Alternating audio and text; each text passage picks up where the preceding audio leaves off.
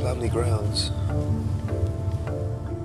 I'd love to find out about what life would have been like, and maybe if they've got anything about Richard. I'd be amazed if they've got anything about him specifically. I just imagine life being pretty tough for a blind person if you're born in 1853. Alison. Hi. I'm Martin. How are you? How you doing? Nice to meet Fine, you. thanks. And you? Good. Martin's meeting Alison Neild, who's done some research in the school's archives. We do have some photographs Great. that you can look at. Right. Boxing. You wouldn't know any of them were blind, anyway. No, It just looks like a load of boys playing. Yeah. Amazing.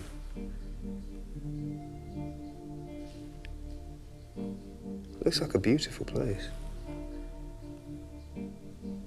OK, well, I think we've got some more information here that you might find interesting. Great. I don't know if you can read it. Oh, hello.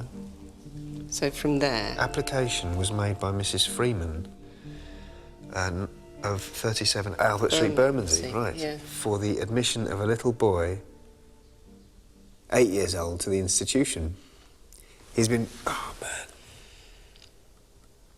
He's been blind from his birth. His father is a mariner with 5 other children, and they pray to have him admitted at the lowest sum charged by the society.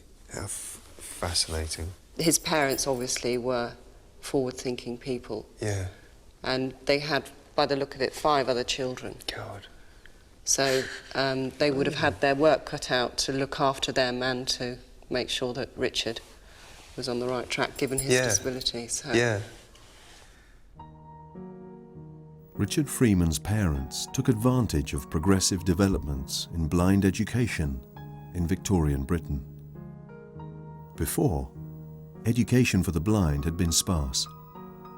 Poor blind people often ended up on the streets as buskers or beggars. But by the middle of the 19th century, all that was to change. Victorian reformers were determined that the blind should live self-sufficient and independent lives. They set about establishing specialized schools for the blind, dedicated to literacy and vocational training.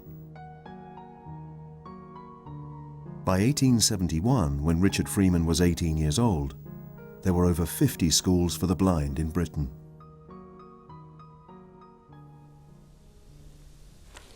This makes interesting reading. It's the Ladies' Committee, OK? So what does that mean? They sort of governed the school. Right. OK. Yeah.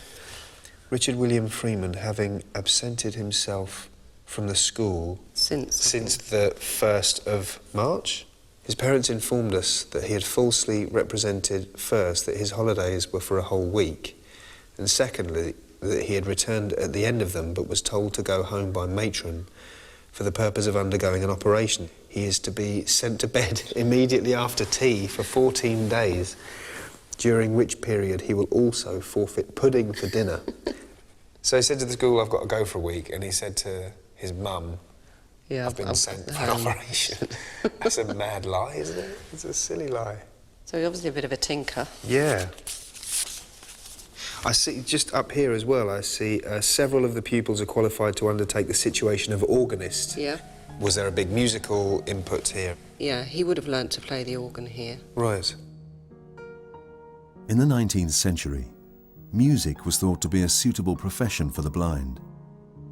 Many blind people were encouraged to train as organists and piano tuners, earning considerably more than their colleagues employed in the more traditional blind trades of furniture making and basket weaving.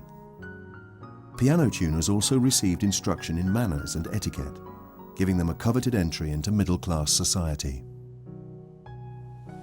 I think I've got something else that might enlighten you. OK. So, there we go. We have Richard Freeman, entry 203. If you go across, you will see that he became a tuner at Worthing, Sussex in 1887. Blimey. So he became a piano tuner. Amazing. Yeah, I wonder why he went down there. Yeah.